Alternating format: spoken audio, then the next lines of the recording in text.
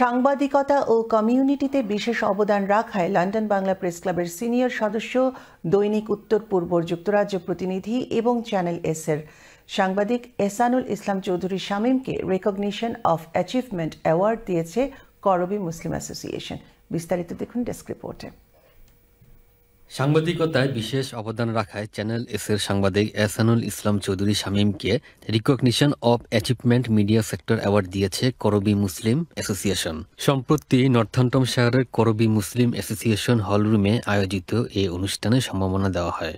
সংগঠনের চেয়ারম্যান ও সাবেক কাউন্সিলর ইউসুফ চৌধুরী এ সম্মাননা তুলে দেন। যে কোনো পুরস্কার পাওয়া আনন্দের ও গর্বের। আমাকে করবী মুসলিম অ্যাসোসিয়েশন যে অ্যাওয়ার্ড দিয়েছে তাই তাদেরকে ধন্যবাদ জানাচ্ছি।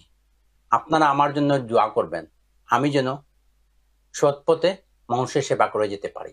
এহসানুল ইসলাম চৌধুরী শামীম সাংবাদিকতার পাশাপাশি কমিউনিটিতে বিশেষ অবদান রেখে চলেছেন।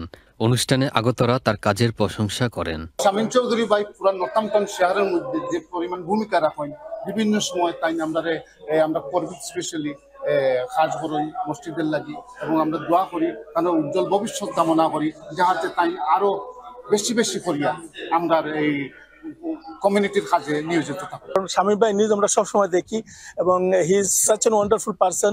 তিনি প্রফেশনাল একজন শেফ উনি, এবং তার সাথে সাথে আবার গার্ডেনারও। তো আপনি you are multi talented person.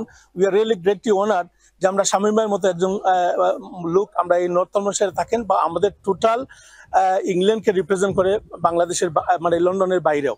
Shamim's contributed to the masjid, supported us in our fundraising efforts and our media coverage and the news. সাংবাদিক এহসানুল ইসলাম চৌধুরী শামীমের দেশের বাড়ি সিলেট নগরীর শিবগঞ্জ সাদারপাড়া। মাহমুদুল হাসান তুষার, ডেস্ক রিপোর্ট, চ্যানেল এস।